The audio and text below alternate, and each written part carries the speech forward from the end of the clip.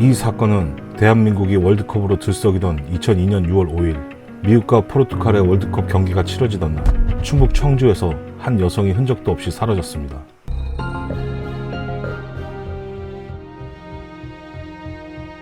그날 하교 후 집으로 돌아온 아들 송군. 집에 들어와 보니 이곳저곳이 엉망이었던 집안. 이 시간이면 저녁 준비를 해놓고 기다리고 있을 엄마였지만 그날따라 보이지 않아 급히 일이 있어 외출을 했을 거라고 생각했습니다. 잠시 후 여동생이 귀가를 했고 남매는 엄마를 기다렸지만 하루가 지나도록 엄마의 행방은 알 수 없었습니다. 엄마 강씨가 사라진 그날 오후 5시 23분 통장에서 돈이 빠져나갔고 돈이 인출된 곳은 집에서 20분 정도 떨어진 은행. 그리고 10분 후 5시 33분 버스 터미널에서 돈이 다시 인출됩니다. 남편 송씨는 아내가 사라진 지 하루가 지난 다음날 즉시 경찰에 실종 신고를 했지만 신고 접수를 받은 경찰의 태도가 이상했습니다. 엉망이 된 집도 살펴보지 않은 채 아내 강씨는 단순 가출이라고 판단. 분명 아들인 성군이 집에 들어섰을 때 엉망이 되어 있는 집안 풍경은 수상한 점이 많았는데도 말입니다. 나중에 이 부실 수사는 사건의 큰 오점으로 남기게 됩니다. 그렇게 가족 모두가 직접 강씨의 흔적을 찾아 나섰고 현금이 인출된 은행에서 뜻밖의 단서를 찾게 되는데 그것은 아내 강씨 통장에 돈을 인출해간 20대에서 30대로 보이는 한 남자의 모습이 CCTV에 담긴 영상이었습니다. CCTV 영상 사진을 경찰에 제출하면서 본격적인 수사가 이루어질 거라 믿었지만 돌아온 경찰의 답변은 요즘 바람나서 가출하는 아줌마들이 많다면서 며칠 있으면 집으로 돌아온다며 얘기를 하였고 돈을 찾은 남자랑 아내 강씨랑 놀러 가려고 돈을 찾을 수도 있다는 것이었습니다. 아내 강씨는 1959년생으로 당시 43살이었습니다.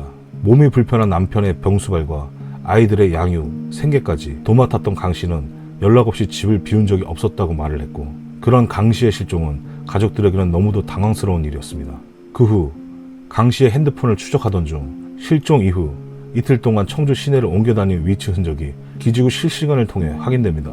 그러니 경찰들은 이것이 가출한 증거라면서 아니란 태도를 보였고 그렇게 가족들이 강씨를 찾아 청주 시내를 헤맨 지 23일째 되던 2002년 6월 28일 집에 있던 남매가 얼마 전부턴가 집에서 썩는 냄새가 진동한다며 그 냄새를 따라 옥상으로 오르는데 옥상으로 올라갈수록 악취는 더욱 심해지기 시작했고 옥상 옆 물탱크실 문을 열어본 순간 부더기들이 꿈틀대는 것이 보였고 거의 알아보기 힘들 정도로 머리 부분은 뼈만 남아 피부가 소실돼 백골화된 형체로 끔찍하게 부패되어 있던 엄마 강씨.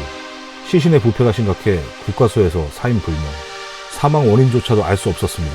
단순 가출로 처리됐던 23일 동안 그 시간의 사건의 진실마저 흔적 없이 지워져 버리게 된 것입니다. 그제서야 경찰들은 수사를 진행했고 단순 강도살인이 아닐 것이라는 추측을 주장하며 용의선상에 피해자 강씨의 남편 송씨를 지목한 경찰.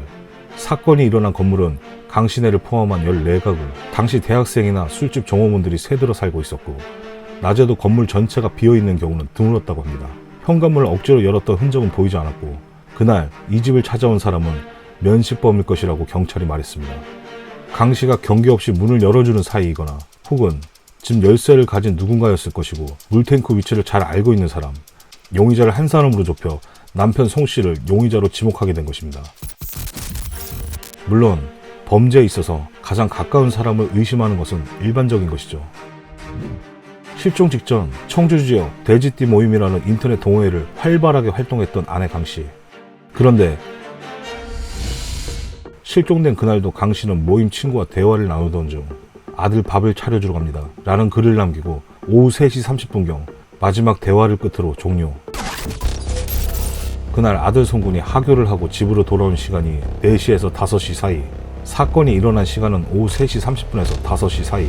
불과 1시간 30분 동안 일어난 사건이라는 겁니다. 그 시각 남편 송씨는 사업자 일행들과 함께 있었다는 알리바이가 있었는데도 경찰은 계속된 의심을 거두지 않았다고 합니다. 비록 물증은 없지만 심증은 확실하다는 경찰. 그러나 이 사건에는 부정할 수 없는 증거가 있는데 통장을 인출한 그날 CCTV에서 찍힌 범인의 모습과 남편 송 씨의 얼굴은 확연히 다르다는 것. 그런데도 경찰은 이 모든 것이 남편 송 씨가 다른 누군가를 시켜 강도로 위장해 치밀한 계획을 세워 연극을 하고 있다고 말을 한 겁니다. 하지만 아내 강 씨가 사라진 그 시각, 강 씨의 집 전화로 카드회사 콜센터에 전화를 하게 되는데 강 씨가 지니고 있던 카드를 포함해 마이너스 통장까지 조회한 기록이 통신 기록을 통해 드러납니다. 당시 경기대 범죄심리학과 이수정 교수의 말에 의하면 남편이 정말 진범이라면 그 은행의 잔고는 뭐하러 전화를 해서 알아봤으며 가족들의 어떤 갈등으로 오랜 시간 동안 앙심을 품고 있던 자가 계획적으로 벌인 범죄로는 보이지 않는다는 점입니다. 누군가를 시켜 아내 강 씨를 살해한 후 강도로 위장하기 위해 전화로 계좌 조회를 하고 일부러 CCTV 얼굴에 노출하게 했다? 경찰의 추정대로라면 그것은 놀라울 만큼 주도 면밀한 시나리오일 것입니다. 당시 빌라에 사는 세입자들도 줄줄이 용의선상에 올라 경찰 조사를 받고 그중 사진 속 인물과 닮은 한 사람이 검거됐지만 알리바이가 입증돼 풀려났습니다. 그러면 강 씨를 살해하고 물탱크실에 유기한 범인은 누굴까? 사건 범행이 일어났던 그 시간으로 돌아가면 그날 북박이장이 열려있는 것을 보고 아들 송군이 의아해했었는데 범인은 뜻하지 않은 우발적인 살인을 저지른 후 급히 시신을 숨겨야 했기에 범인이 이곳에 시신을 유기하려 했던 것으로 보입니다. 하지만 여의치 않아 집 주변을 둘러보던 중 발견한 옥상 물탱크실. 그러면 강 씨의 시신은 왜 23일이 지나 발견되었을까? 가족들은 도무지 이 상황을 납득할 수가 없었는데 강 씨가 실종되고 2-3일 뒤에 남편 송 씨를 포함한 가족들이 옥상부터 지하까지 다 뒤졌다는 것이죠. 전문가들은 시간이 지나 발견한 것도 어쩌면 당연한 것이라고 합니다. 현장을 재현한 결과 강 씨의 시신은 물탱크와 벽 사이에 껴있었고 입구에서 봤을 땐 전혀 보이지 않았습니다. 그렇게 시간이 지나 강 씨의 시신은 옆으로 쓰러지면서 아들 송군이 발견하게 된 정황이라고 합니다. 물탱크 옆에는 강 씨의 소지품이 발견되었는데 가방과 지갑은 그대로 있었고 카드만 훔쳐 달아났습니다. 그 당시 제대로 된 전문가만 있었다면 아들 송군이 처음 본 토대로 수사가 진행되었을 것이고 심하게 부패되어 있는 엄마의 모습을 발견하는 비극은 막을 수 있지 않았을까요? 엄마의 모습을 직접 눈으로 확인한 아들은 몇 달 동안 실어증을 앓을 정도였고 목격한 충격으로 당시의 일부 기억까지 잃어버렸다고 합니다. 경찰의 안일한 수사만 아니었다면 유가족이 이런 상처까지 남길 일은 아니었을 텐데 참 안타깝습니다.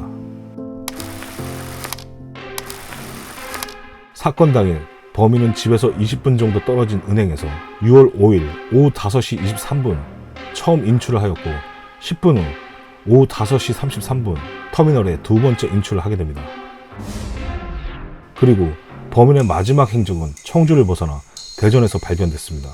시신 발견이 늦어지면서 수사가 늦어진 탓에 범인은 수차례 돈을 인출하고도 붙잡히지 않을 만큼 충분한 시간을 번 셈입니다. 어떻게 보면 범인은 범죄에 치밀한 사람은 아니었습니다.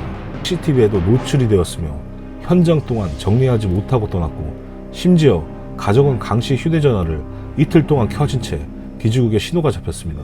위치 추적 결과 이틀 동안 강 씨의 휴대전화가 청주 시내를 옮겨 다니고 있었다는 겁니다.